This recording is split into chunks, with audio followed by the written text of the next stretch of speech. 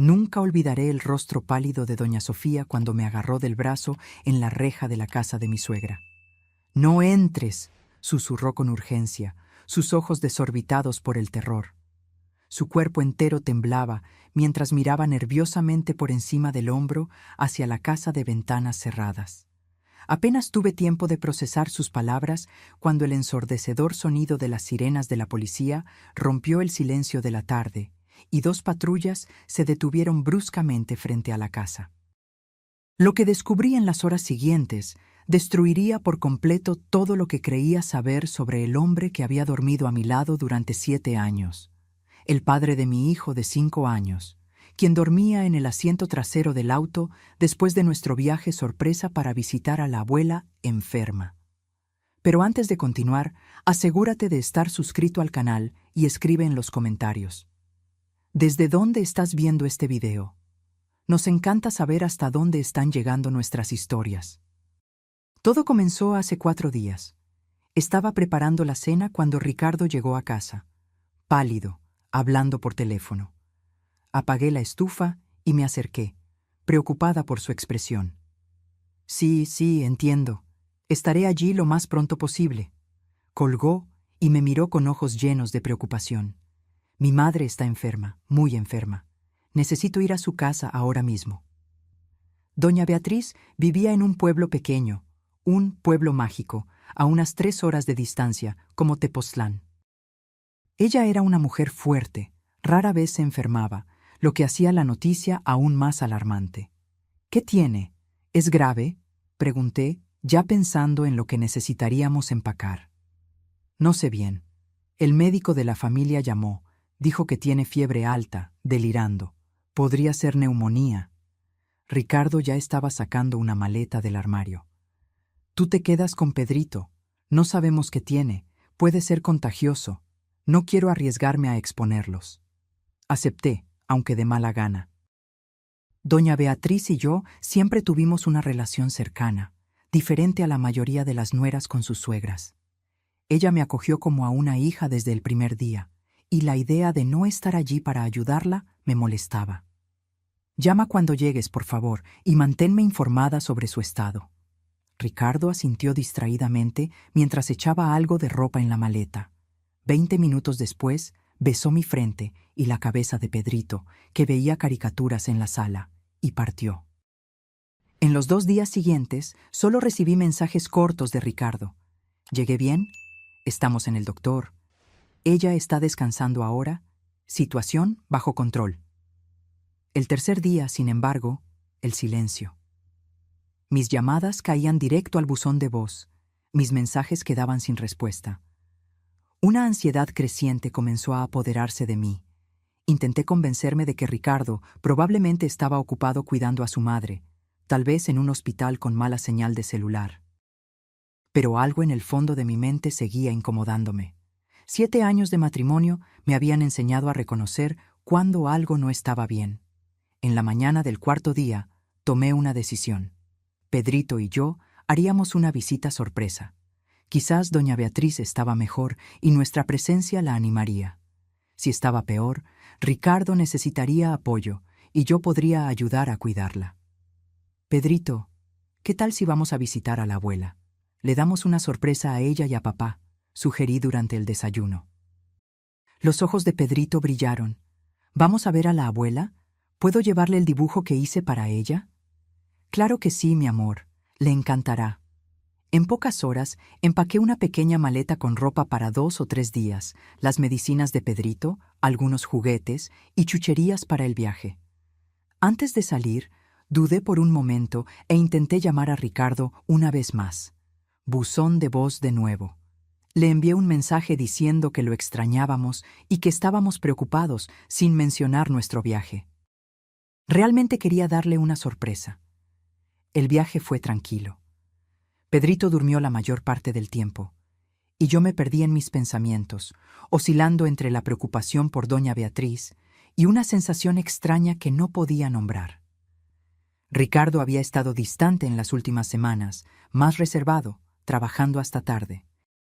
En su momento, lo atribuí al estrés del trabajo. Era gerente financiero en una empresa de inversiones y frecuentemente hablaba sobre la presión de manejar el dinero de los clientes. Pero ahora, conduciendo por la carretera con solo el sonido bajo del radio y la respiración suave de Pedrito en el asiento trasero, comencé a repasar pequeños detalles, momentos que parecían insignificantes de forma aislada, pero que juntos formaban un patrón perturbador. Llamadas que contestaba en el patio, lejos de mis oídos. Un nuevo candado en el cajón de su escritorio en casa. Viajes de trabajo más frecuentes. Pequeñas mentiras sobre dónde había estado o con quién. Sacudí la cabeza, tratando de alejar esos pensamientos. Estaba siendo paranoica. Ricardo era un buen esposo, un padre amoroso. Si estaba escondiendo algo, probablemente era alguna sorpresa para mí o una preocupación laboral que no quería compartir para no inquietarme. Cuando finalmente llegamos al tranquilo pueblo donde vivía doña Beatriz, el sol comenzaba a ponerse. Navegué fácilmente por las calles familiares hasta la casa amarilla de ventanas azules donde mi suegra había vivido desde que se jubiló como maestra. Inmediatamente noté algo extraño. Todas las ventanas estaban cerradas, con las cortinas corridas, algo inusual para doña Beatriz, a quien le encantaba la luz natural y el aire fresco. El auto de Ricardo estaba estacionado enfrente, lo que me trajo algo de alivio. Al menos, él estaba allí, como había dicho. Estacioné detrás de su auto y apagué el motor. ¿Llegamos, Pedrito?, preguntó mi hijo, frotándose los ojos somnolientos. Sí, amor. Llegamos a casa de la abuela. Pero puede que esté dormida, así que tenemos que estar muy calladitos, ¿de acuerdo? Pedrito asintió, desabrochándose el cinturón de seguridad. Salimos del auto, y mientras sacaba nuestra maleta de la cajuela, observé la casa más atentamente. Estaba extrañamente silenciosa. Ningún movimiento, ninguna luz visible por las rendijas de las cortinas. Si doña Beatriz estaba enferma y Ricardo la cuidaba, ¿no debería haber alguna señal de actividad? «¡Ven, mami!». Pedrito ya corría hacia la reja, ansioso por ver a su abuela. Cerré la cajuela y seguí a mi hijo. Estábamos casi llegando a la reja cuando noté un movimiento al otro lado de la calle. Una mujer salió apresuradamente de una de las casas vecinas, haciéndome señas frenéticamente. «Ana, Ana, espera», llamó en voz baja, urgente. La reconocí como doña Sofía, vecina de toda la vida de mi suegra, una señora amable que siempre nos ofrecía pan de naranja cuando la visitábamos. Ahora, sin embargo, su rostro estaba pálido, casi gris, y su cuerpo entero temblaba visiblemente mientras cruzaba la calle hacia nosotras. «Pedrito, espera aquí un momento. Mami necesita hablar con doña Sofía». Mi hijo se detuvo, intrigado por la expresión seria en mi rostro. Doña Sofía llegó hasta mí jadeando, como si hubiera corrido kilómetros en lugar de solo cruzar la calle. «No entres», susurró, agarrando mi brazo con una fuerza sorprendente para una mujer de su edad. Sus ojos estaban desorbitados, asustados. Algo muy malo está pasando en esa casa. «¿Cómo dice doña Sofía? Doña Beatriz está enferma, mi esposo la está cuidando». «No, no, no», sacudió la cabeza frenéticamente. «Beatriz no está aquí. Viajó a visitar a su hermana en Guadalajara. Salió hace 5 días». Mi corazón se aceleró. ¿Guadalajara? No, debe haber un error. Ricardo me dijo que está enferma, con fiebre alta, quizás neumonía. «Ana», doña Sofía apretó mi brazo con más fuerza. «Te lo digo, Beatriz no está en esa casa, y algo muy extraño está sucediendo. Tu marido llegó anteayer, con otra mujer». Fue como si el mundo se hubiera detenido por un instante. ¿Otra mujer? ¿Ricardo? La información simplemente no tenía sentido, no encajaba con la realidad que yo conocía. «Debe ser alguna enfermera», sugerí débilmente. «O una doctora, quizás». Doña Sofía negó con la cabeza. No era una profesional de la salud, Ana. Y no parecían amigables. Él la arrastró dentro de la casa. Ella se veía asustada. Antes de que pudiera procesar lo que estaba escuchando, el sonido de las sirenas rompió el silencio de la tarde tranquila. 2 patrullas policiales aparecieron en la esquina, acercándose rápidamente. «¡Mami, la policía!», exclamó Pedrito. corriendo a agarrarse de mis piernas, asustado por el ruido. Las patrullas se detuvieron bruscamente frente a la casa y 4 policías salieron, 2 de ellos con las manos en sus armas en la cintura.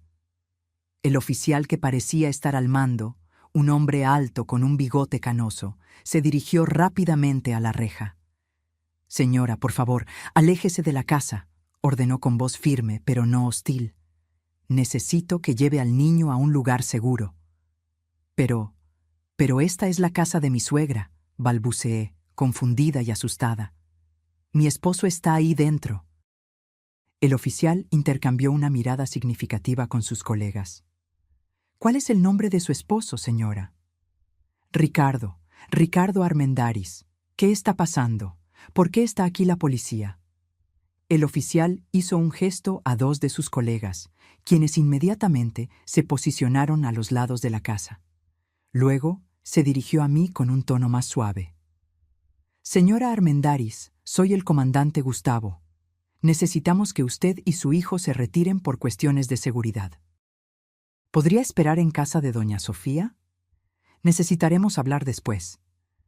Doña Sofía inmediatamente tomó mi hombro. «Ven, Ana, vamos a mi casa. Pedrito puede tomar un chocolatito caliente mientras esperamos». Como en un sueño, o mejor dicho, una pesadilla, me dejé guiar al otro lado de la calle, cargando a Pedrito. Él se agarraba de mi cuello, asustado por la situación que no comprendía. Desde la terraza de doña Sofía, observamos a los policías rodear la casa. El comandante habló algo por un megáfono que no pude distinguir completamente. Hubo un momento de silencio tenso, y luego, con un movimiento rápido y coordinado, 2 policías forzaron la puerta principal. El sonido de la madera astillándose resonó en la calle silenciosa, haciendo que Pedrito apretara aún más su abrazo en mi cuello. Los policías entraron rápidamente, armas en mano. «¿Qué está pasando, doña Sofía?», pregunté con voz temblorosa. La señora suspiró pesadamente, guiándome al interior de su casa. «Anoche», comenzó, después de acomodar a Pedrito en la cocina con una taza de chocolate y algunas galletas de animalitos, escuché gritos provenientes de la casa de Beatriz, gritos terribles, de mujer. Ella se estremeció visiblemente. Luego, vidrios rompiéndose, y después, silencio. Sentí que la sangre se me helaba. «¿Y usted no llamó a la policía ayer?» «Tuve miedo», admitió, avergonzada. «Vivimos en un pueblo pequeño, Ana. No estamos acostumbrados a la violencia. Pensé que tal vez era solo una pelea.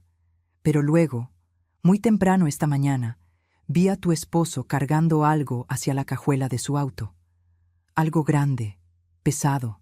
Parecía una maleta muy grande». Mi mente se negaba a procesar lo que estaba insinuando.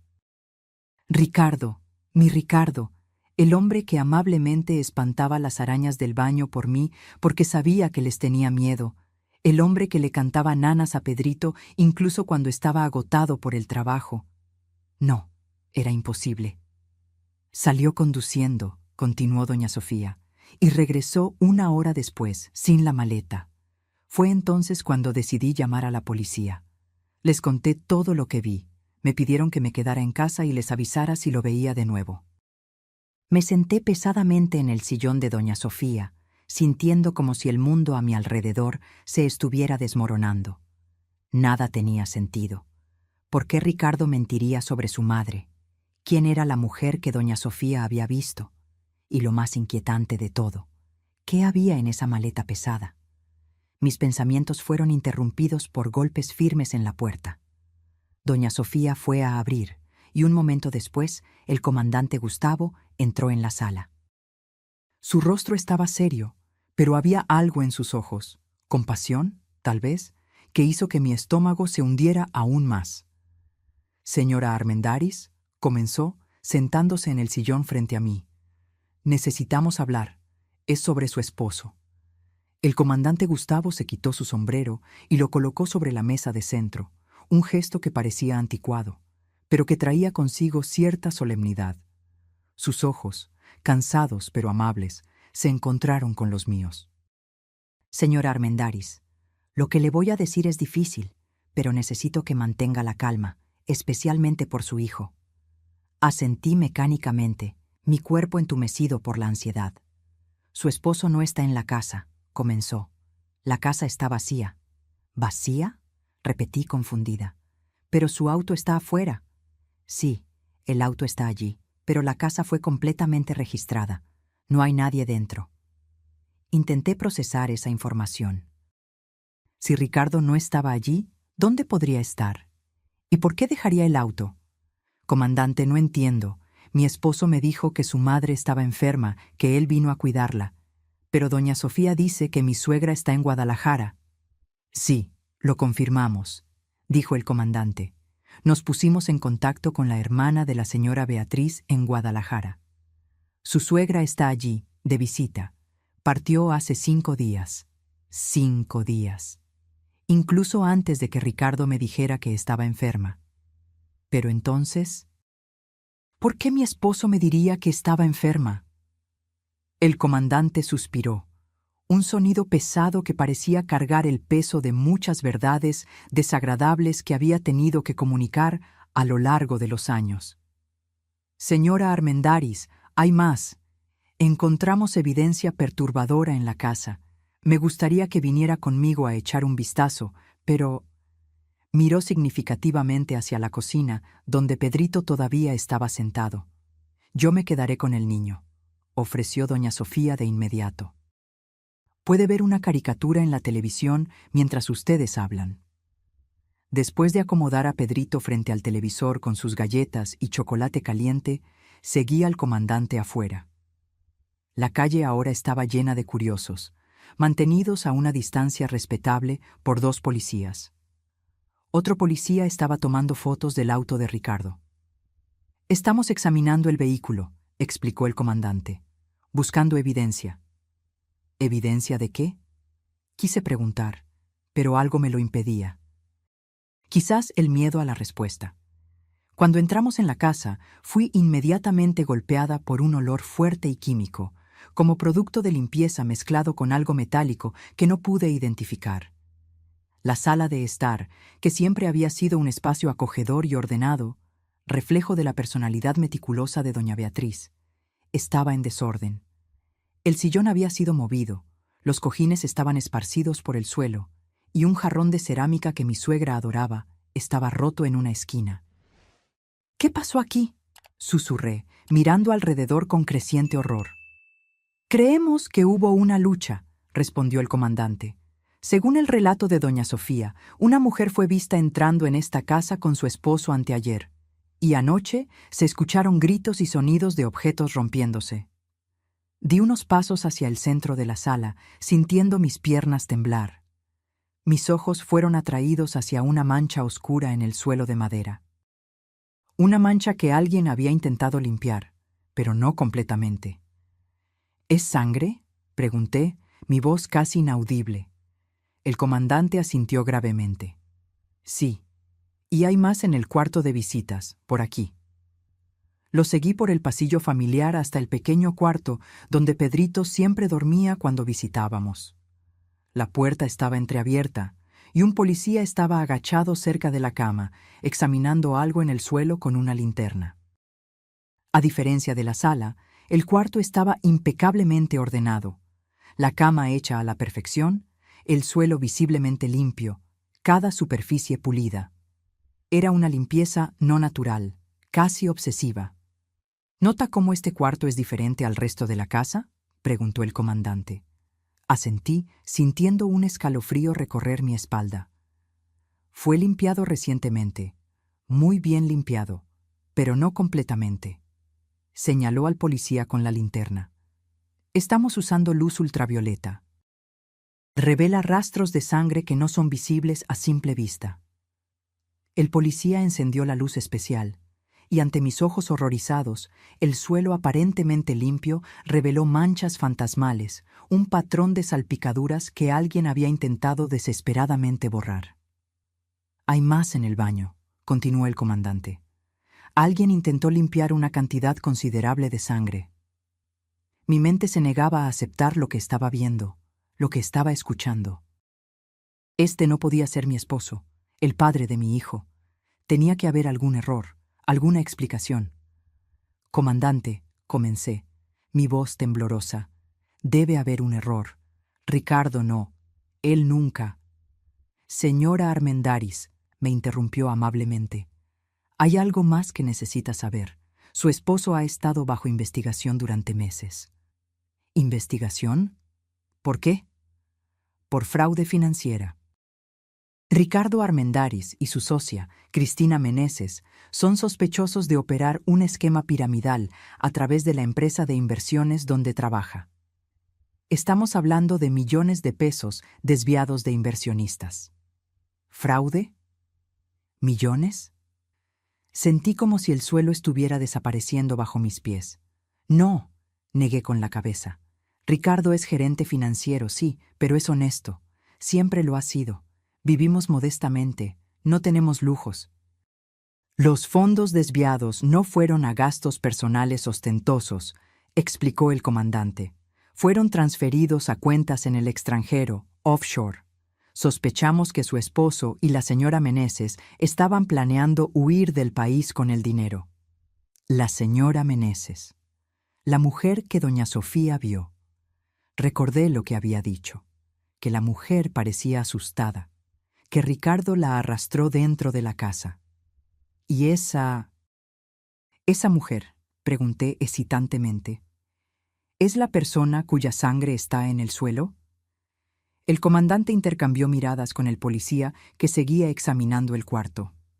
Es lo que sospechamos, sí. La cantidad de sangre es consistente con una herida grave, posiblemente fatal.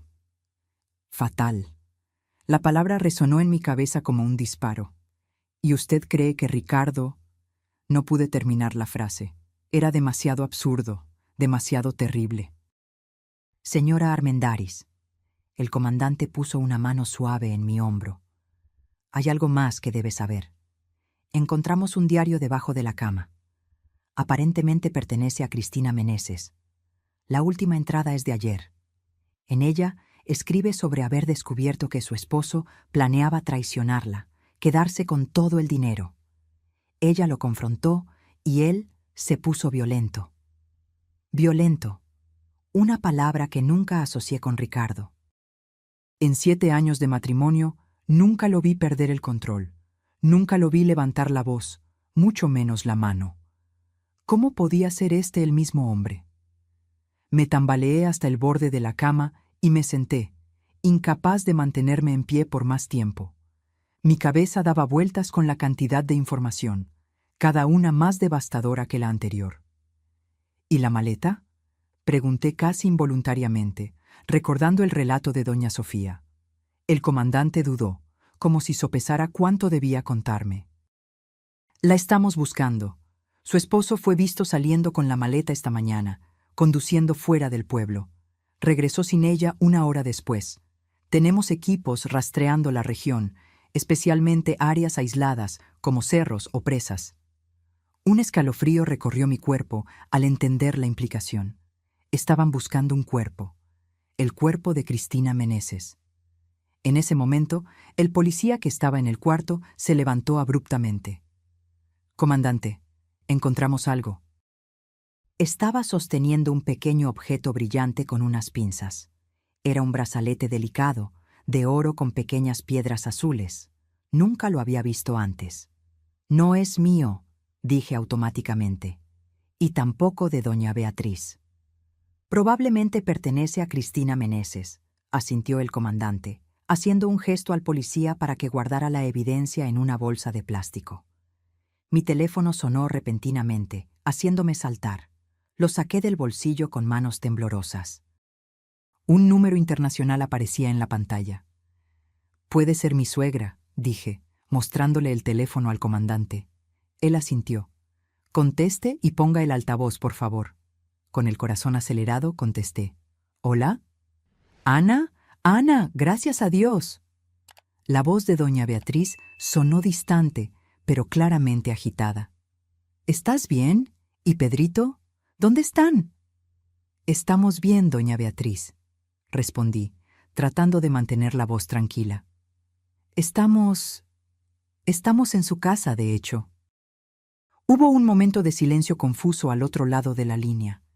¿En mi casa? ¿Cómo? Ana, estoy en Guadalajara, en casa de mi hermana. Lo sé, respondí, sintiendo que las lágrimas finalmente comenzaban a caer. Acabo de descubrirlo. Ricardo me dijo que estaba enferma, que él vino a cuidarla. ¿Enferma? ¿Yo? Su voz subió una octava. No, Ana, estoy perfectamente bien. Ricardo me llamó esta mañana desesperado. Me dijo...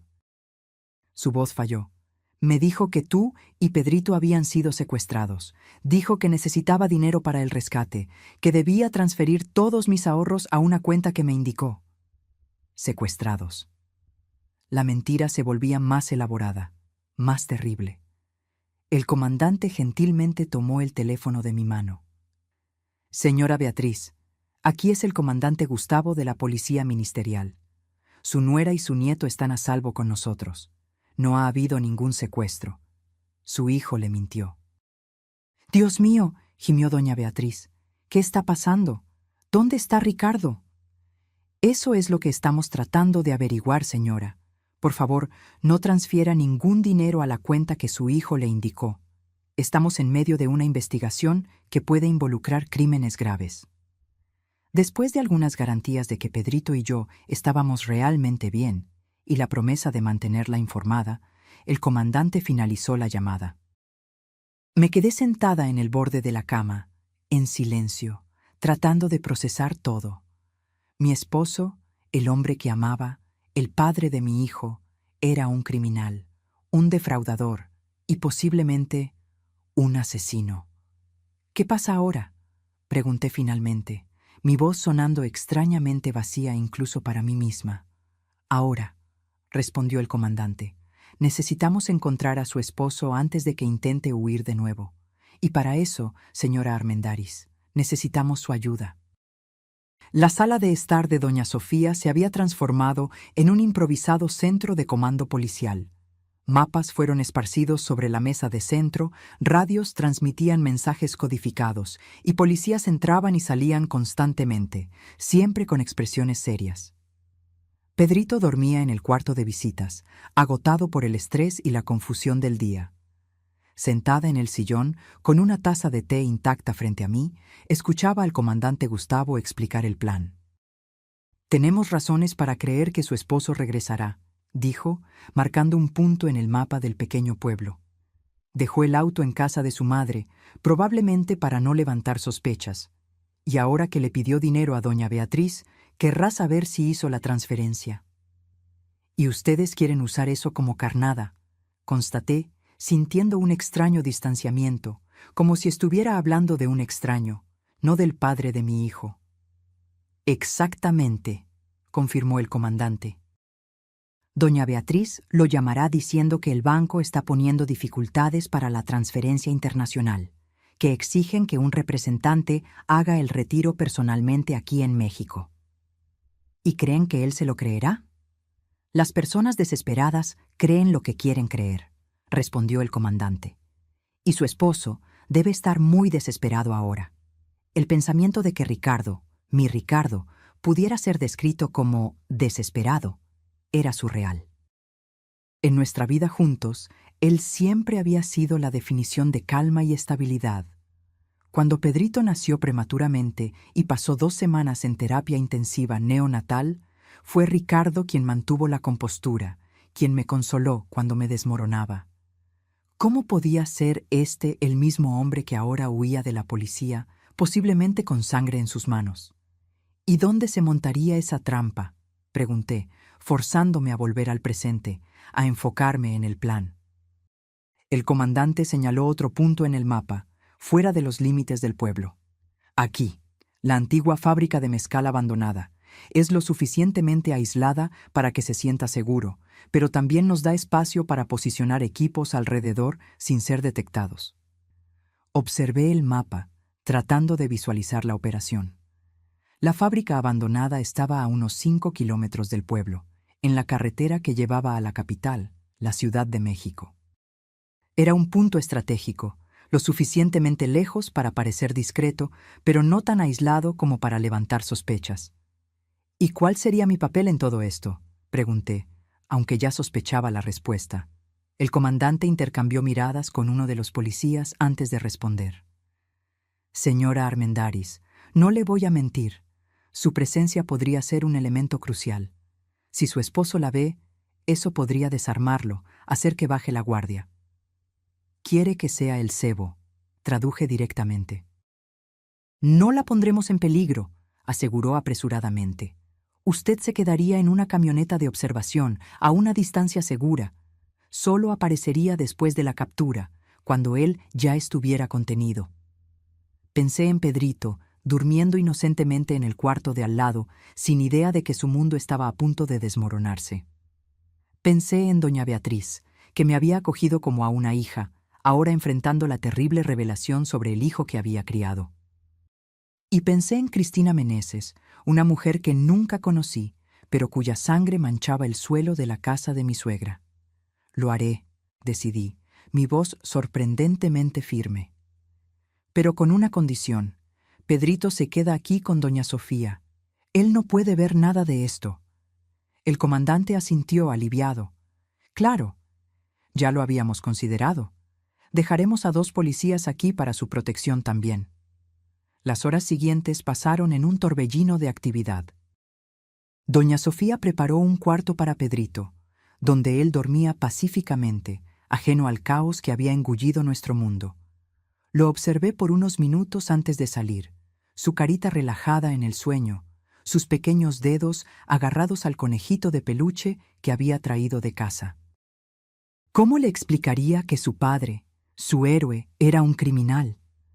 ¿Cómo protegería su corazón del dolor que seguramente vendría? En la sala, el comandante Gustavo hablaba por teléfono con doña Beatriz, dándole instrucciones precisas sobre lo que debía decirle a Ricardo. Ella llamaría. Diría que estaba enfrentando dificultades con la transferencia internacional, que el banco exigía un representante local para autorizar el retiro. ¿Está entendiendo, doña Beatriz?, preguntó el comandante. Es crucial que parezca natural, que él crea que usted realmente está intentando ayudarlo a conseguir el dinero del rescate. Al otro lado de la línea, escuché la voz temblorosa de mi suegra. Incluso a la distancia, incluso después de descubrir las mentiras de su hijo, ella seguía siendo la mujer fuerte que yo admiraba. Entiendo perfectamente, comandante. Haré mi parte, por Ana y por mi nieto. Cuando colgó, el comandante se giró hacia mí. Ella lo llamará en 15 minutos. Si muerde el anzuelo, tendremos cerca de 1 hora para posicionarnos en la fábrica abandonada. Asentí mecánicamente, todavía tratando de procesar todo lo que estaba sucediendo. Una parte de mí aún esperaba despertar en cualquier momento, descubrir que todo era solo una pesadilla terrible. Pero el peso del celular en mi mano, el olor a café que venía de la cocina de doña Sofía, el murmullo constante de las radios policiales, todo era demasiado real. ¿Y si no aparece?, pregunté súbitamente. El comandante intercambió miradas con uno de los policías antes de responder. Entonces seguiremos buscando. Tenemos equipos rastreando toda la región, verificando carreteras, hoteles, posadas. No irá lejos, señora Armendáriz, especialmente si cree que puede obtener el dinero de su madre. 15 minutos después, el teléfono del comandante sonó. Era doña Beatriz, lista para hacer la llamada a Ricardo. Todos en la sala se quedaron en silencio mientras el comandante ponía la llamada en altavoz. El teléfono sonó 1, 2, 3 veces. Cuando pensé que caería en el buzón de voz, la voz familiar de mi esposo sonó al otro lado de la línea. «Madre, ¿conseguiste el dinero?». Era la voz de Ricardo, pero al mismo tiempo no lo era. Había una frialdad, una dureza que nunca había percibido antes. O tal vez siempre estuvo allí, y yo simplemente no quise verla. «Ricardo, hijo», la voz de doña Beatriz temblaba genuinamente. No necesitaba fingir la desesperación. «Estoy tratando, Estoy haciendo todo lo que puedo. Fui al banco aquí en Guadalajara, pero me dijeron que una transferencia de ese valor a una cuenta desconocida levantaría sospechas, que necesitarían autorización especial. No tenemos tiempo para burocracia, madre, interrumpió Ricardo, su voz tensa. Ellos dieron un plazo. Si no entrego el dinero... Lo sé, hijo, lo sé. Por eso el gerente del banco sugirió otra solución. Tienen un representante en México, en nuestro pueblo. Él puede autorizar el retiro directamente, sin toda esa burocracia. Estará con el dinero en efectivo. Hubo un silencio al otro lado de la línea. Casi podía ver a Ricardo sopesando, evaluando los riesgos. Finalmente habló. ¿Dónde sería ese encuentro? En la antigua fábrica de mezcal, al final de la carretera principal. El gerente dijo que es un lugar discreto, donde nadie vería la transacción. Otro silencio, más largo esta vez. ¿Cuándo?, preguntó finalmente. Hoy por la tarde a las 5. Estará solo, con un maletín negro. Necesitas ir solo también, Ricardo. Él fue muy claro sobre eso. ¿Y el dinero estará todo allí? ¿Todo lo que pedí? Sí, hijo. Todo mi dinero de la jubilación, los ahorros de una vida. Pero vale la pena, si eso trae a Ana y Pedrito de vuelta a salvo. La mención de nuestros nombres hizo que mi estómago se revolviera. ¿Cómo podía usar así a las personas que supuestamente amaba?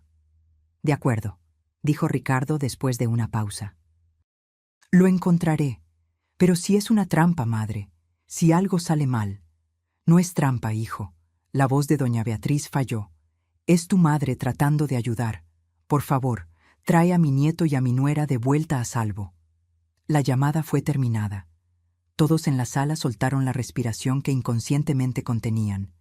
Mordió el anzuelo, anunció el comandante, ya levantándose y haciendo señas a los otros policías. Vamos a prepararnos. La siguiente hora fue un borrón de actividad. Autos policiales disfrazados partieron a intervalos estratégicos para no levantar sospechas. Chalecos antibalas fueron distribuidos. Radios fueron verificados. Un policía fue seleccionado para el papel de representante del banco.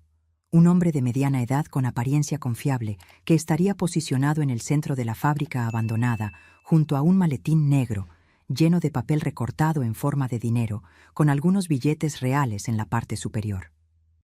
Antes de salir, fui al cuarto donde Pedrito dormía y besé su frente.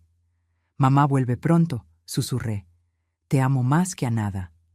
Doña Sofía estaba en la puerta del cuarto observando. «Estará bien», me aseguró, poniendo una mano amable en mi hombro. «Lo cuidaré como si fuera mi propio nieto». Asentí tragándome el nudo en la garganta. «Gracias por todo, doña Sofía». «Ve», dijo con firmeza, «haz lo que tienes que hacer. Después reconstruimos la vida». El sol comenzaba a ponerse cuando llegamos a las afueras de la fábrica abandonada. El cielo estaba pintado en tonos de naranja y púrpura, una belleza que contrastaba cruelmente con la oscuridad de la situación. La antigua fábrica de mezcal, cerrada hace más de una década, se erigía como un fantasma industrial contra el horizonte. Paredes de concreto descoloridas, ventanas rotas, una reja oxidada colgando de bisagras que parecían a punto de ceder. Fui posicionada en una camioneta de observación, estacionada a unos 200 metros de la fábrica, escondida por una hilera de nopales y árboles.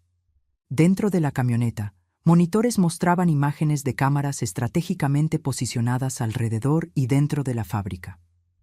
El policía disfrazado de representante del banco ya estaba en posición, en el centro de lo que un día fue el vestíbulo principal de la fábrica, un maletín negro a su lado. «Vendrá pronto», murmuró el comandante Gustavo, sentado a mi lado en la camioneta. «Manténgase tranquila, señora Armendáriz. Todo saldrá bien». Quería creerle. Quería creer que después de este día terrible podría comenzar a reconstruir algún tipo de vida para Pedrito y para mí. Pero ¿cómo reconstruir sobre ruinas tan profundas? «Movimiento», anunció uno de los policías en la camioneta, señalando a uno de los monitores. Mi corazón se disparó cuando vi una figura solitaria acercándose cautelosamente por la entrada lateral de la fábrica. Incluso en las imágenes granuladas de las cámaras de seguridad, incluso con el casco de motocicleta cubriendo su rostro, yo reconocería a Ricardo en cualquier lugar. El hombre que amé, el hombre que traicionó no solo a mí, sino a sí mismo, a todo lo que yo creía que él era. Se movió como un depredador, cauteloso, calculador. Se detuvo a una distancia segura del policía disfrazado, observando.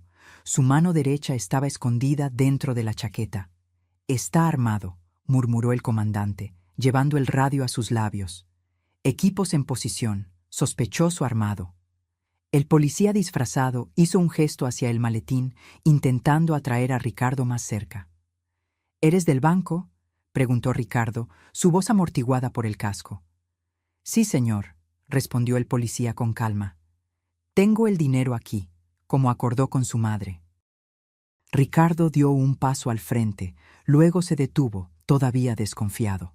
«Muéstrame el dinero primero». El policía se agachó y comenzó a abrir el maletín. Fue entonces cuando el comandante dio la señal.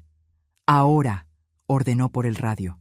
En segundos, luces potentes se encendieron de todos lados, inundando la fábrica abandonada. Policías surgieron de sus escondites, armas apuntadas. «¡Policía! ¡Alto! ¡Manos a la cabeza!». Los gritos resonaron por las paredes de concreto. Ricardo se congeló por un instante. Luego, con un movimiento rápido, sacó un arma de dentro de la chaqueta y disparó al aire. «¡Aléjense!», gritó, retrocediendo hacia la salida. «No», susurré, horrorizada al ver a mi esposo, el padre de mi hijo, transformado en ese extraño desesperado y peligroso. Ricardo intentó correr, pero ya estaba rodeado. Uno de los policías disparó, acertando el neumático de la motocicleta que estaba estacionada en la entrada. El sonido del disparo resonó por la fábrica abandonada, seguido por el estallido del neumático. Desestabilizado, Ricardo tropezó y cayó pesadamente al suelo. El arma se le escapó de la mano, deslizándose por el concreto sucio. En segundos, 3 policías lo inmovilizaron, forzando sus brazos hacia atrás y esposándolo. «Ricardo Armendáriz, usted está arrestado por fraude, sospecha de intento de homicidio, extorsión y posesión ilegal de arma», anunció uno de los policías, mientras retiraba el casco de la cabeza de Ricardo. Por primera vez en días, vi el rostro del hombre que había compartido mi cama, mi vida. Ya no había máscara de amabilidad, de estabilidad. Sus ojos estaban salvajes, furiosos, su mandíbula tensa en una expresión que nunca había visto antes. «Lo llevaremos a la comisaría», dijo el comandante Gustavo, levantándose y haciendo una señal al conductor de la camioneta. «¿Usted quiere verlo ahora o prefiere esperar hasta que estemos en la comisaría?». Dudé solo un momento. «Ahora», decidí. «Necesito mirarlo a los ojos. Necesito entender. Si es que hay algo que entender». El comandante asintió. «Vamos, entonces». Cuando la camioneta se detuvo a pocos metros de donde Ricardo estaba siendo levantado del suelo por los policías, sentí una ola de emociones contradictorias. Rabia, tristeza, confusión, incluso un doloroso resquicio de amor. Este hombre había sido mi mundo durante 7 años, el padre dedicado de mi hijo, o eso creía yo. Salí de la camioneta lentamente, mis piernas temblorosas. Ricardo, ahora de pie, flanqueado por policías que sujetaban firmemente sus brazos, giró la cabeza hacia el sonido de la puerta abriéndose. Cuando me vio, sus ojos se abrieron de shock. «¿Ana?», dijo, su voz una mezcla de incredulidad y confusión. ¿Qué estás haciendo aquí?».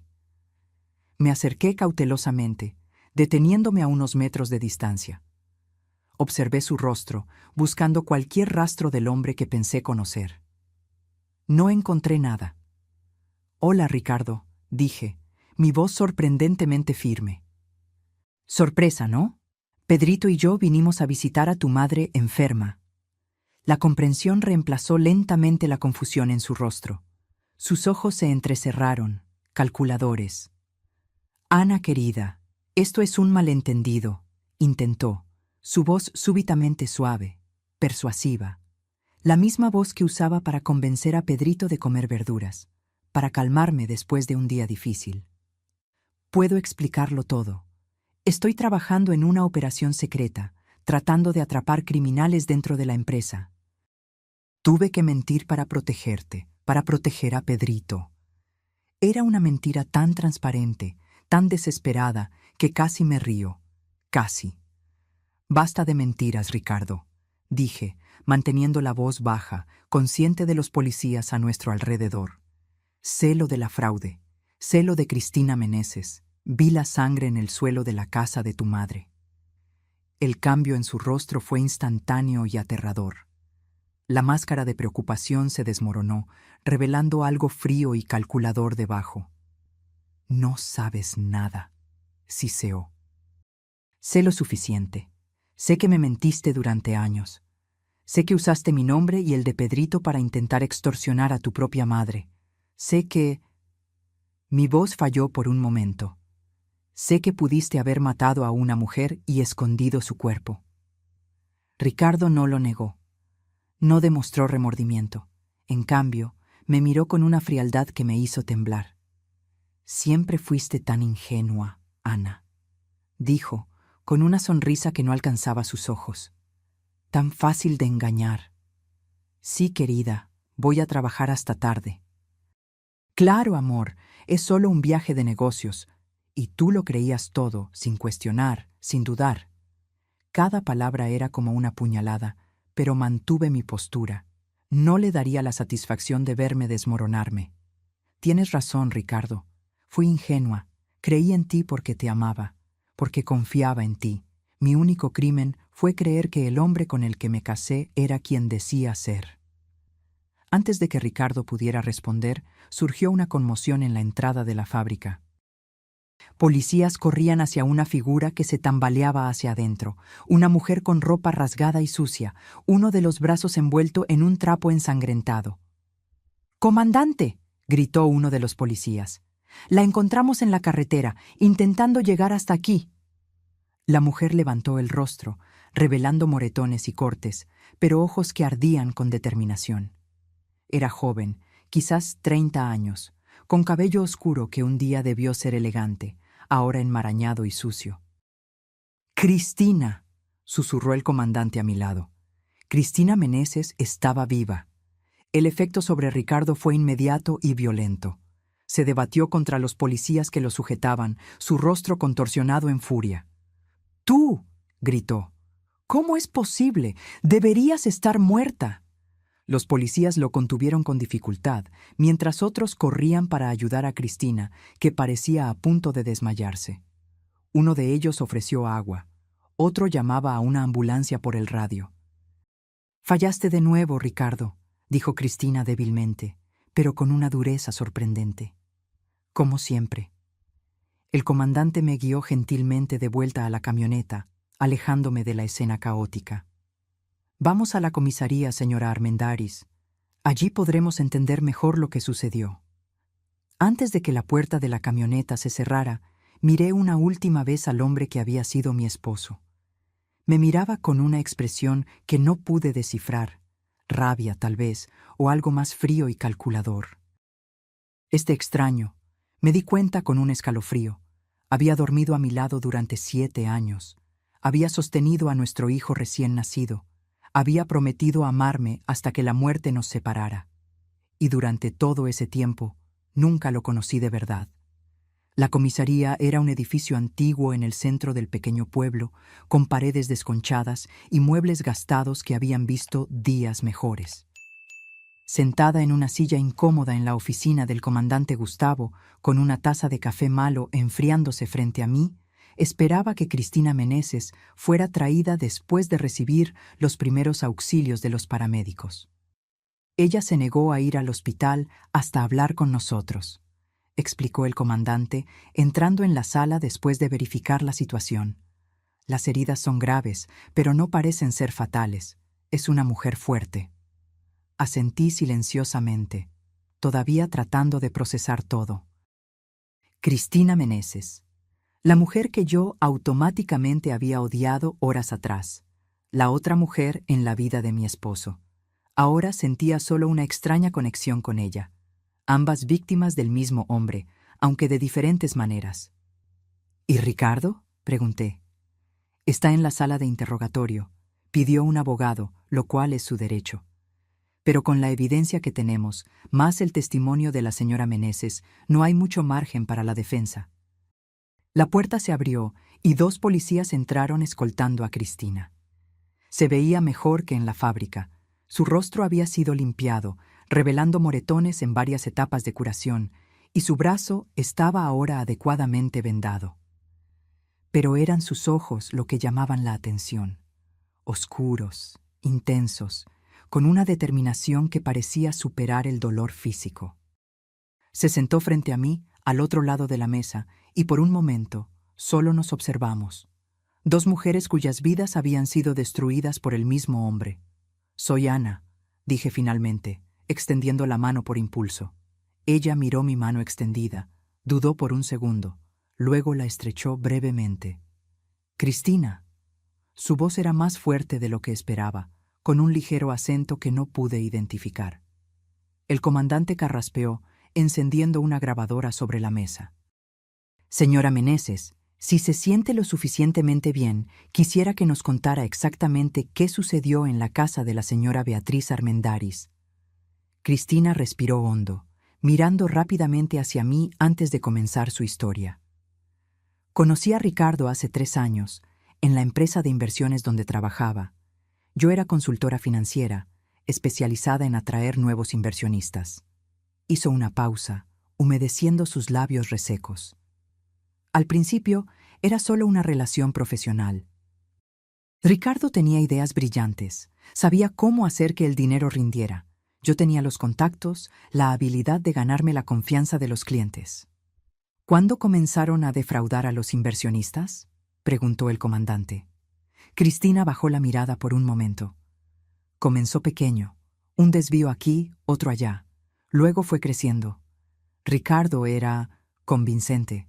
Decía que los clientes ni se darían cuenta, que era dinero que ellos nunca extrañarían». Mientras ella hablaba, intenté conciliar esa imagen con el Ricardo que yo conocía. El hombre que cuestionaba si realmente debíamos aceptar el cambio incorrecto que un cajero nos había dado de más. El hombre que donaba regularmente a la campaña de abrigo de la escuela de Pedrito.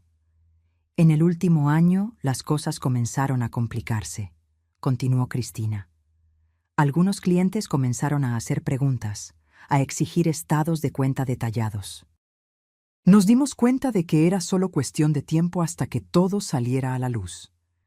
Y fue cuando decidieron huir», completó el comandante. «Sí. Ricardo sugirió que saliéramos del país, que comenzáramos una nueva vida en el extranjero. Habíamos transferido la mayor parte del dinero a cuentas en el extranjero, estaba todo listo». Cristina se detuvo, sus ojos se fijaron en mí. «Él me dijo que era soltero, que no tenía familia. Solo supe de usted y su hijo después de que ya era demasiado tarde». Sentí un nudo en la garganta. Ricardo no solo me había mentido a mí, sino también a ella. Ambas éramos piezas en su juego elaborado. «¿Qué pasó en la casa de su madre?», pregunté, mi voz casi un susurro. Cristina cerró los ojos por un momento, como si reuniera fuerzas. Cuando las cosas comenzaron a ponerse peligrosas en la ciudad, Ricardo sugirió que nos escondiéramos en la casa de su madre. Dijo que ella estaba de viaje, que la casa estaría vacía. Dijo que nos quedaríamos allí por unos días, hasta que consiguiéramos los documentos finales para dejar el país. Ella tocó ligeramente el vendaje en su brazo antes de continuar. La primera noche, todo parecía normal. Ricardo estaba tenso, pero lo atribuía a la situación. La segunda noche, mientras él se duchaba, tomé su teléfono para revisar algunas transferencias que habíamos hecho. Fue cuando vi todo. «¿Qué vio?», preguntó el comandante. «Mensajes para un contacto en Cancún organizando un único boleto de avión. No 2, solo 1, a nombre de Ricardo. Y transferencias. Todas nuestras cuentas conjuntas habían sido vaciadas, el dinero movido a una cuenta a la que solo él tenía acceso». Sus ojos se encontraron con los míos. También había mensajes para usted y fotos de su hijo. Sentí que mi corazón se oprimía.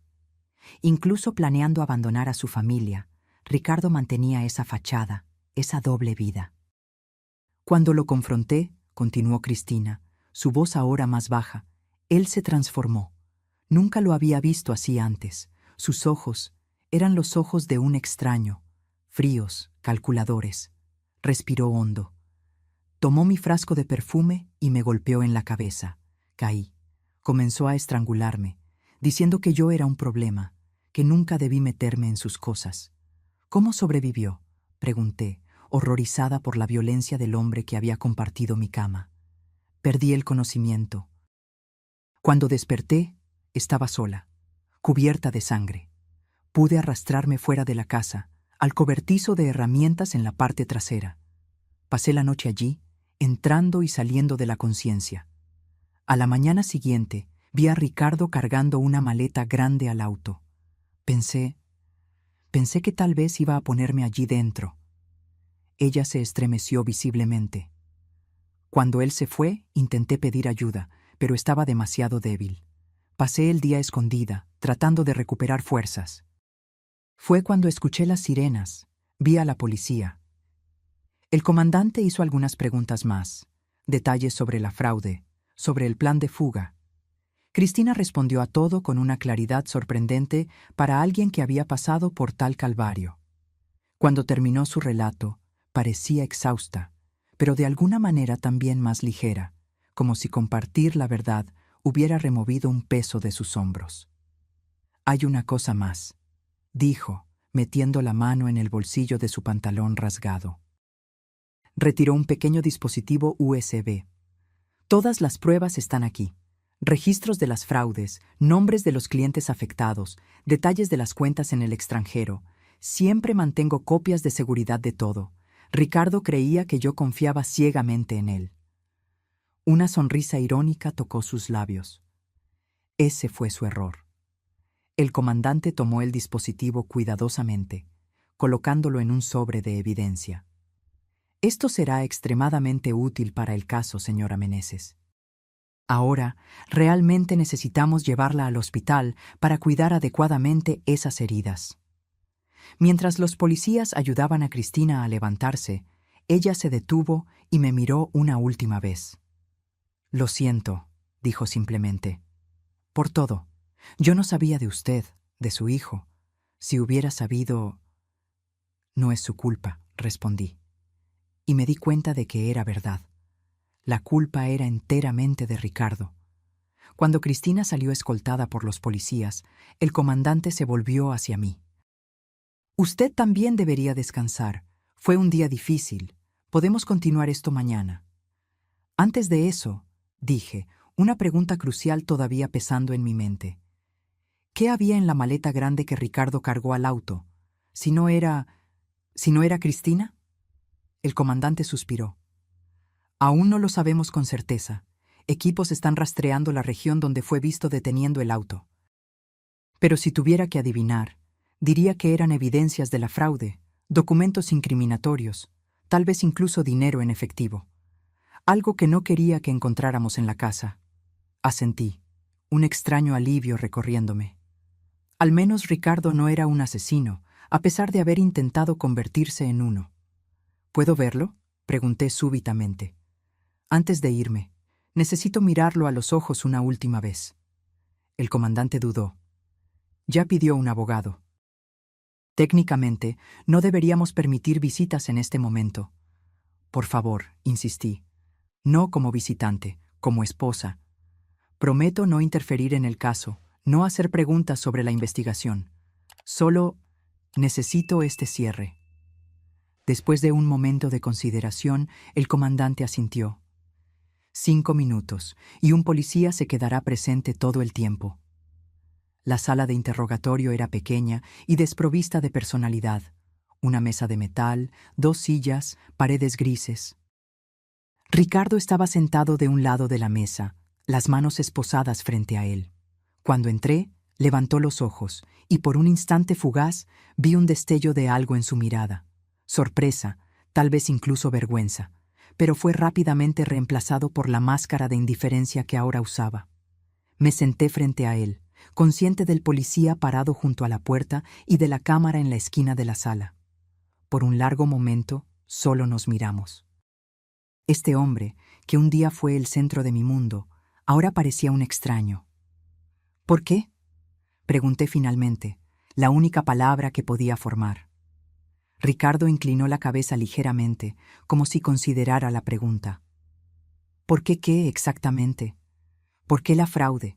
¿Por qué Cristina? ¿Por qué mentirte a ti? Todo eso, cualquier cosa. Solo quiero entender. Él suspiró, un sonido que parecía casi genuino en su cansancio. Tú no lo entenderías, Ana.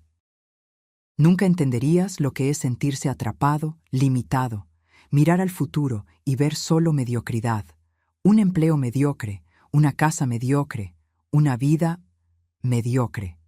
Nuestra vida no era mediocre, respondí, sintiendo una punzada de rabia por primera vez.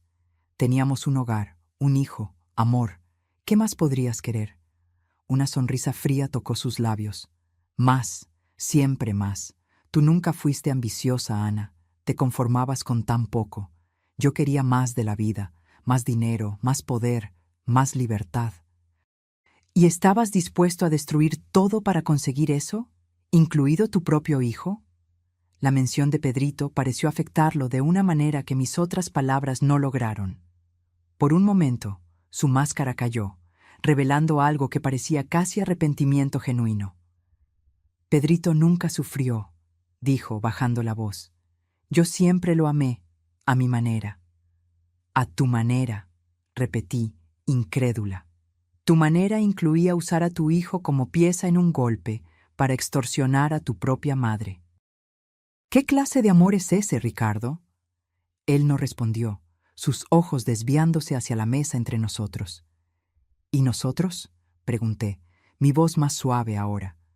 ¿También me amaste, a tu manera? Ricardo levantó la mirada, encontrando la mía. Por un momento creí ver un destello del hombre que había conocido, del hombre que me había hecho reír en nuestra primera cita, que había sostenido mi mano durante el parto, que había bailado conmigo en la cocina en aniversarios de bodas. Sí, dijo finalmente. Pero no fue suficiente. 3 palabras simples que resumían todo. No fue suficiente. Nuestro amor, nuestra familia, nuestra vida juntos, nada de eso fue suficiente para Ricardo, y nunca lo sería.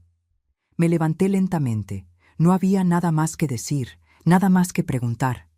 El Ricardo que conocí, o creí conocer, había desaparecido hace mucho tiempo, si es que alguna vez existió realmente.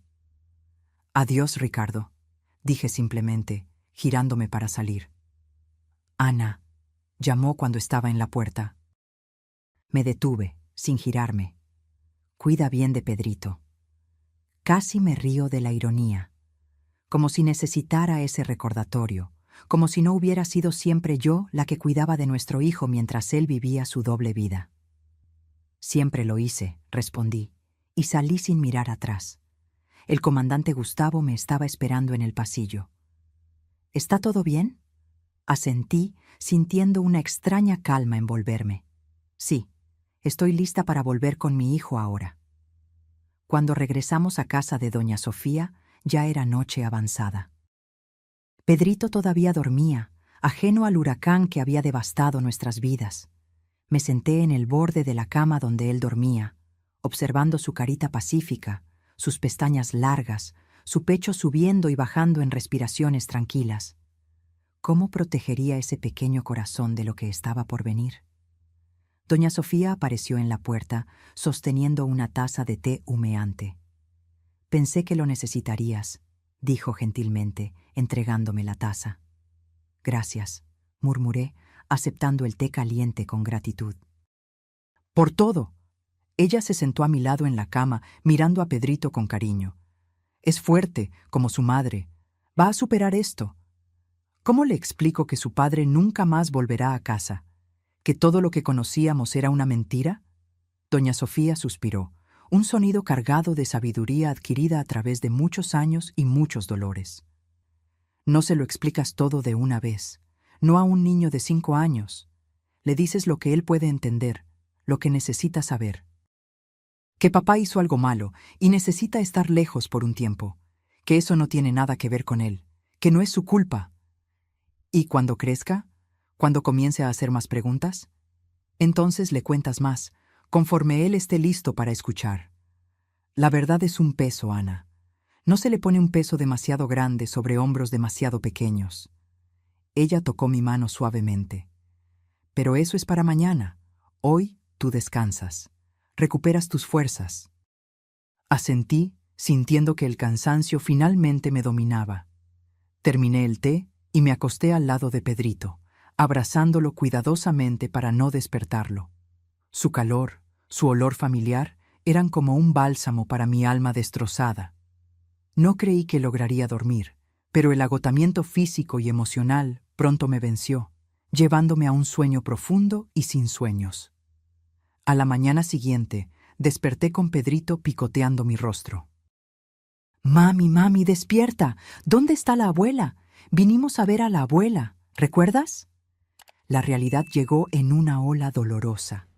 Por un momento, casi deseé que todo fuera solo una pesadilla terrible de la cual acababa de despertar. Pero el cuarto desconocido, la ausencia de Ricardo, la expresión preocupada de doña Sofía en la puerta, todo confirmaba que la pesadilla era real. «Pedrito, mi amor», comencé, sentándome y jalándolo a mi regazo. «La abuela no está aquí. Está de viaje, visitando a la tía Margarita en Guadalajara. ¿La recuerdas?» Pedrito hizo una mueca. Pero papá dijo que estaba enferma. Por eso él vino a cuidarla. Respiré hondo. Comenzaría ahora, entonces. Las pequeñas verdades que reemplazarían a las grandes mentiras. A veces los adultos cometen errores, Pedrito. Papá se confundió. La abuela está bien, está de viaje. Pero ahora necesitamos volver a casa. ¿Y papá? ¿Lo vamos a esperar? Intercambié miradas con doña Sofía, quien asintió alentadoramente. Papá no va a volver con nosotros ahora, querido. Él necesita resolver algunas cosas. Va a estar lejos por un tiempo. La carita de Pedrito se contorsionó en confusión y tristeza. ¿Por qué? ¿Está enojado conmigo? No, mi amor, no. Lo abracé fuerte, sintiendo lágrimas arder en mis ojos. Esto no tiene nada que ver contigo. Papá te ama mucho. Pero él hizo algunas cosas mal, y ahora necesita arreglar eso. Como cuando rompes un juguete y necesitas arreglarlo, ¿entiendes? Pedrito asintió lentamente, aunque yo sabía que no comprendía completamente. ¿Cómo podría? Ni yo misma lograba entender totalmente cómo el hombre que amaba se había transformado en un criminal, en un extraño. Después de un desayuno sencillo, preparado por doña Sofía, empacamos nuestras pocas cosas. El comandante Gustavo apareció para llevarnos de vuelta a casa, ya que mi auto tendría que quedarse para la investigación. «Podemos pasar por la comisaría antes», sugirió discretamente, mientras Pedrito estaba distraído despidiéndose del gato de doña Sofía. «Hay algunos documentos que necesitan ser firmados y necesitamos discutir los próximos pasos». En la comisaría, mientras Pedrito coloreaba dibujos en la sala de espera bajo la supervisión de una policía amable, fui informada sobre lo que esperar en los próximos días y semanas. Su esposo será formalmente acusado de fraude financiera, intento de homicidio, extorsión y posesión ilegal de arma, explicó el comandante. Con la evidencia que tenemos, más el testimonio de Cristina Meneses y el dispositivo USB con los registros de la fraude, el caso es bastante sólido. Él probablemente enfrentará una sentencia larga. Asentí mecánicamente, firmando los documentos que me eran presentados. ¿Y las víctimas de la fraude?, pregunté. ¿Habrá alguna forma de recuperar su dinero? Estamos trabajando en eso. Parte del dinero puede ser recuperado de las cuentas en el extranjero, pero llevará tiempo. Y desafortunadamente, es probable que no todo sea recuperado. Una nueva ola de vergüenza me golpeó. Incluso no habiendo participado conscientemente en la fraude, Yo era la esposa de Ricardo. A los ojos de muchos, yo sería cómplice, o al menos negligente. Usted no debe culparse, dijo el comandante, como si leyera mis pensamientos. Toda la evidencia indica que usted no tenía conocimiento de las actividades criminales de su esposo. Usted también es una víctima en esta historia. Salimos de la comisaría con el corazón pesado, pero con un plan. Volveríamos a nuestra casa, una casa que ahora parecía un escenario, un telón donde Ricardo había representado su papel de esposo y padre devoto. Yo reuniría nuestros documentos, contactaría a un abogado, iniciaría los procedimientos para el divorcio. Luego, probablemente tendríamos que mudarnos. Empezar de nuevo en otro lugar, lejos de las miradas de lástima, de los susurros, de las preguntas inevitables. Durante el viaje de vuelta, Pedrito se durmió en el asiento trasero de la patrulla policial.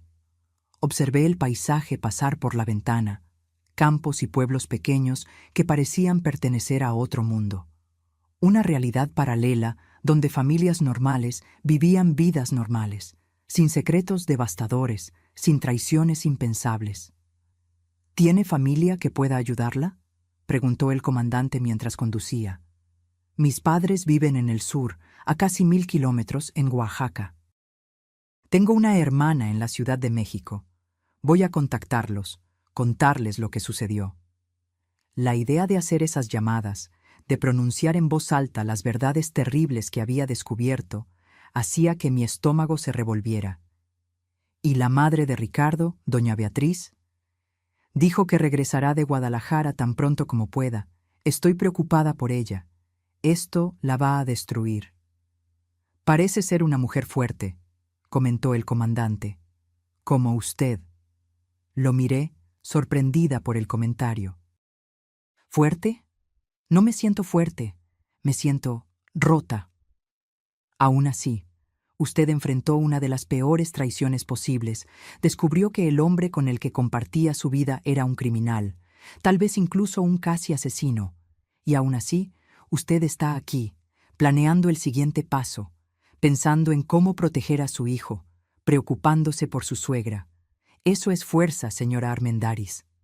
Sus palabras tocaron algo dentro de mí. Quizás él tenía razón. Quizás sobrevivir a esto, seguir respirando, seguir funcionando, era una forma de fuerza. No la fuerza exuberante y confiada que siempre imaginé, sino una fuerza silenciosa, nacida de la necesidad y del amor por mi hijo. Cuando finalmente llegamos a nuestra casa, mi casa ahora, ya era noche. Las luces estaban apagadas, la casa silenciosa y fría. Pedrito, todavía soñoliento, se agarró a mi cuello mientras lo cargaba hacia adentro. Gracias por todo, comandante, dije, deteniéndome en la puerta. Me mantendré en contacto, respondió. Y recuerde, usted no está sola en esto. Asentí, agradecida por el apoyo, y entré en la casa, cerrando la puerta detrás de mí. Allí, en el silencio de nuestra sala de estar, mirando las fotos de familia en la pared, sonrisas congeladas en momentos que ahora parecían pertenecer a extraños, sentí finalmente la realidad completa de mi situación. El hombre que amé, el padre de mi hijo, era un criminal, un mentiroso, un extraño. Nuestra vida juntos había sido construida sobre mentiras, y ahora yo estaba sola, enfrentando un futuro incierto, tratando de proteger a mi hijo de verdades que ni yo misma lograba comprender completamente. Pero mientras observaba a Pedrito dormirse en su cama, rodeado por sus juguetes favoritos, me di cuenta de que, a pesar de todo, todavía había verdad en mi vida. El amor por mi hijo era real. La fuerza que encontraría para seguir adelante sería real, y tal vez, un día, encontraría paz de nuevo. No hoy, no mañana, pero algún día. Con esa promesa silenciosa, me acosté al lado de Pedrito y permití, finalmente, que las lágrimas vinieran, no solo por lo que había perdido, sino también por lo que todavía tenía, por lo que todavía era mío. 6 meses pasaron como un sueño febril. Días se transformaron en semanas, semanas en meses. mientras yo luchaba por reconstruir algún tipo de normalidad para Pedrito y para mí. Nos mudamos a un apartamento más pequeño, más cerca de su escuela. Volví a trabajar como maestra, profesión que había abandonado cuando Pedrito nació. Doña Beatriz regresó de Guadalajara y después de vender su casa, incapaz de vivir con los recuerdos de lo que había sucedido allí, se mudó a un pequeño apartamento a pocas cuadras del nuestro. Fue un periodo de ajustes dolorosos y descubrimientos aún más dolorosos. La extensión de la fraude de Ricardo y Cristina era mayor de lo que cualquiera había imaginado inicialmente. Decenas de familias habían perdido ahorros de una vida, fondos de jubilación, dinero guardado para la educación de los hijos. Cada nueva revelación era como una herida reabierta.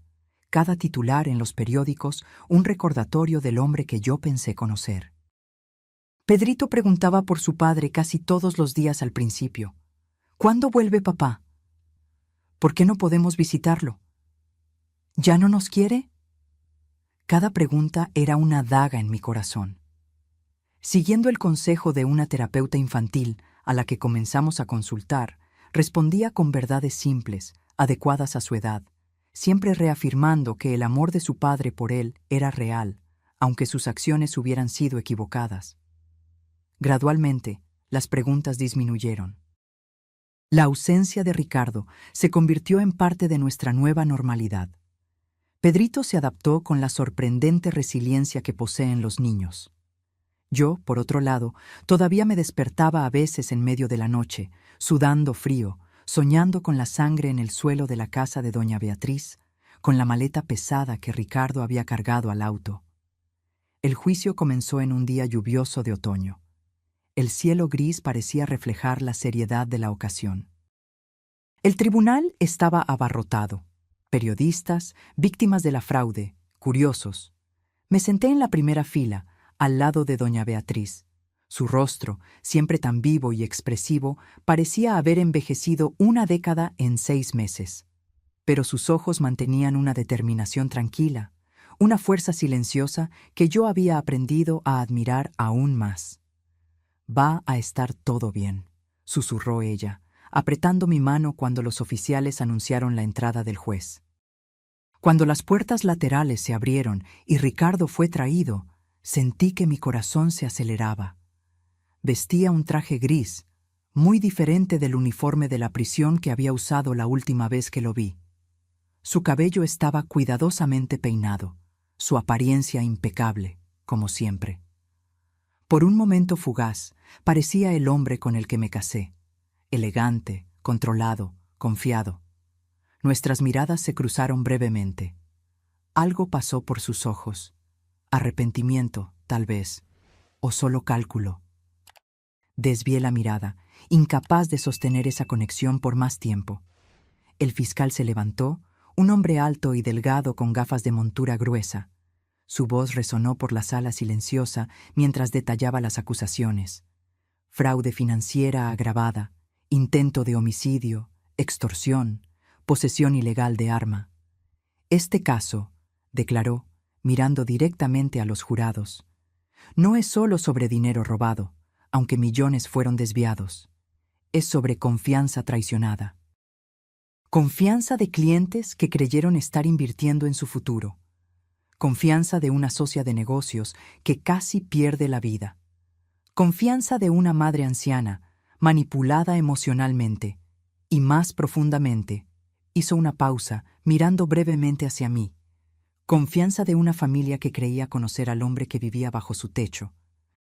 Mientras el fiscal continuaba detallando la evidencia, documentos de la fraude, testimonios de víctimas, el relato de Cristina sobre el intento de homicidio, yo estudiaba a Ricardo. Su rostro permanecía impasible, una máscara de calma que yo ahora reconocía como su defensa más efectiva. Solo ocasionalmente un músculo en su mandíbula se contraía, única señal visible de tensión. Cuando llegó el turno de Cristina de testificar, ella entró en la sala con pasos firmes. Las heridas físicas habían cicatrizado, pero algo en sus ojos, una cautela, una desconfianza, sugería que las heridas emocionales aún estaban frescas.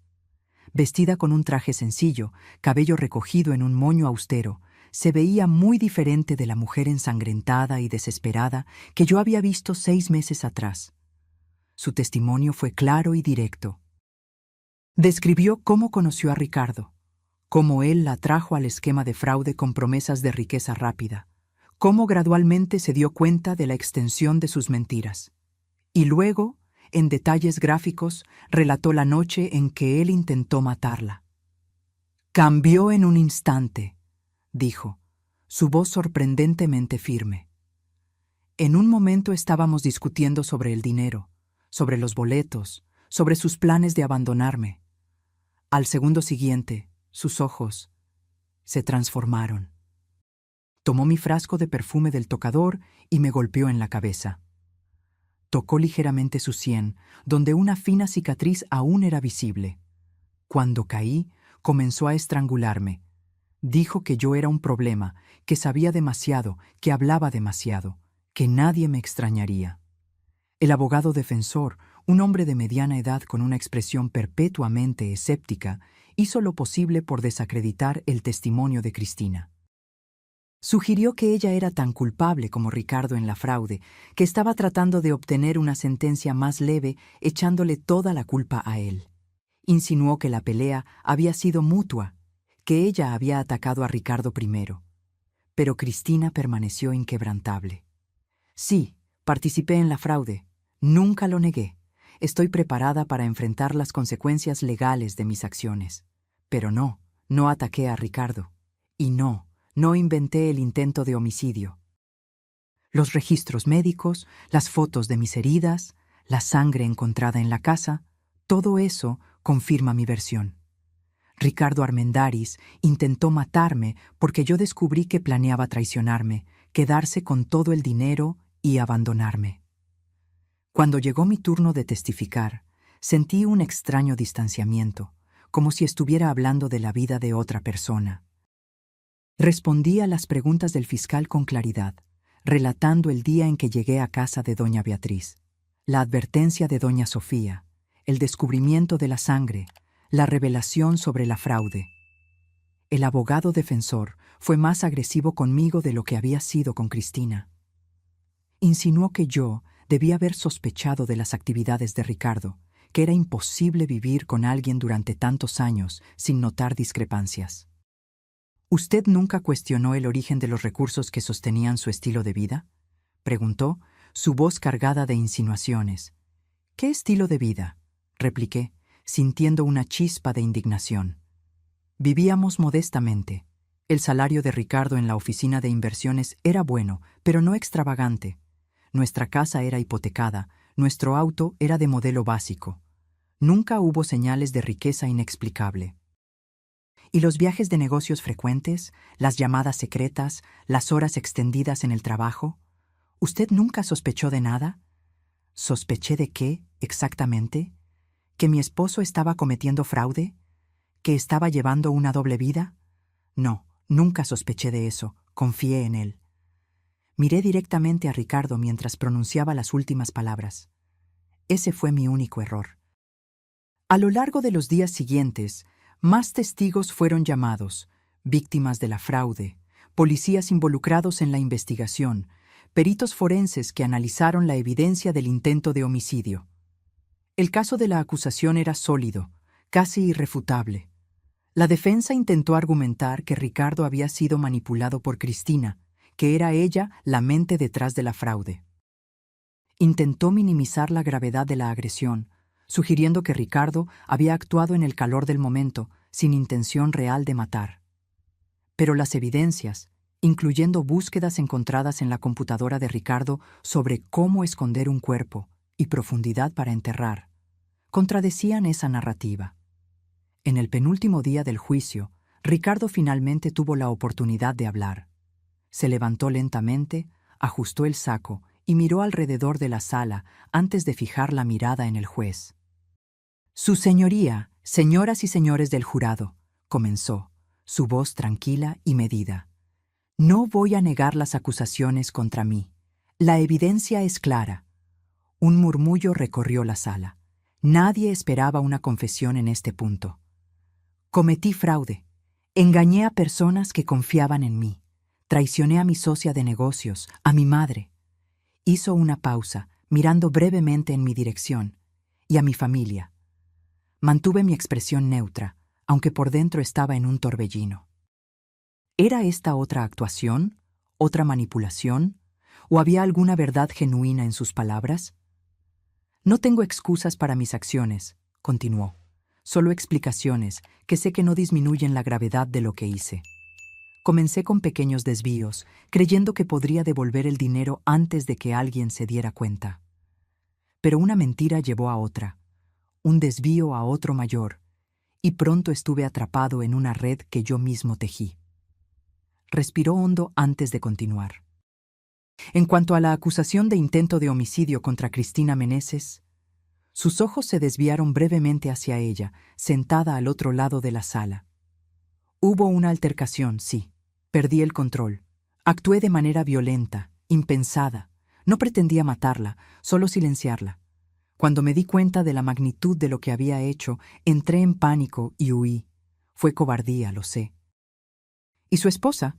¿Su hijo? Preguntó el juez, una intervención inusual, pero que pareció vocalizar la pregunta que todos en la sala se hacían. ¿El falso secuestro para extorsionar a su madre? Ricardo bajó la mirada por primera vez. Fue mi momento más bajo, admitió. Estaba desesperado, necesitaba dinero para huir. Usé a las personas que deberían ser más importantes para mí como peones en un juego sórdido. Levantó los ojos de nuevo, mirándome directamente. Ana, sé que probablemente nunca me perdonarás, y no merezco tu perdón, pero quiero que sepas que, a pesar de todas mis mentiras, mis sentimientos por ti y por Pedrito siempre fueron reales. Ustedes eran la única cosa genuina en mi vida de falsedades. Sentí lágrimas arder en mis ojos, pero me negué a derramarlas. No le daría a Ricardo esa satisfacción, esa prueba de que sus palabras aún podían afectarme. En el último día del juicio, el juez pronunció la sentencia: 20 años de prisión por fraude financiero, intento de homicidio y extorsión, sin posibilidad de libertad condicional por al menos 15 años. Mientras los oficiales se llevaban a Ricardo, él me miró una última vez. Ya no había falsedad en esa mirada, solo una tristeza resignada y algo que parecía casi ¿alivio? Como si finalmente el peso de las mentiras hubiera sido removido de sus hombros. Cuando dejamos el tribunal, doña Beatriz y yo caminamos lado a lado en silencio por unos momentos. Terminó, dijo ella finalmente, su voz cansada pero firme. Sí, concordé. Ahora podemos comenzar a reconstruir. Ella apretó mi mano, un gesto simple que cargaba el peso de nuestra historia compartida, de nuestro dolor compartido, y ahora de nuestra esperanza compartida. Juntas, dijo ella, una sonrisa triste tocando sus labios. Por primera vez en meses, realmente creo que estaremos bien. Y, sorprendentemente, yo también lo creía. 2 años pasaron desde aquel almuerzo. Daniel y yo avanzamos lentamente, construyendo una relación basada en honestidad absoluta, en respeto mutuo, en comprensión compartida de las fragilidades y fuerzas del otro. Pedrito y Julieta se volvieron inseparables, un pequeño equipo unido por libros, juegos y secretos infantiles. Doña Beatriz adoptó a Daniel como el hijo que nunca tuvo, además de Ricardo, frecuentemente invitándolo a cocinar juntos, enseñándole recetas de familia. Ricardo continúa en prisión, enfrentando su sentencia con una resignación que sugiere algún tipo de transformación interna. Pedrito lo visita cada 2 meses, siempre regresando con historias sobre los libros que su padre está leyendo, los cursos que está tomando, las cartas que escribe a otras víctimas de fraude como forma de reparación. No sé si esa transformación es genuina, si durará más allá de los muros de la prisión, pero por ahora parece real para Pedrito, y eso es lo que importa. En cuanto a mí, aprendí que la vida rara vez sigue los caminos que planeamos, que las personas que amamos pueden traicionarnos profundamente y que extraños pueden convertirse en nuestro puerto seguro, que la fuerza no viene de la ausencia de caídas, sino de la determinación de levantarse después de ellas. Aquel susurro de doña Sofía en esa tarde fatídica había cambiado mi vida para siempre.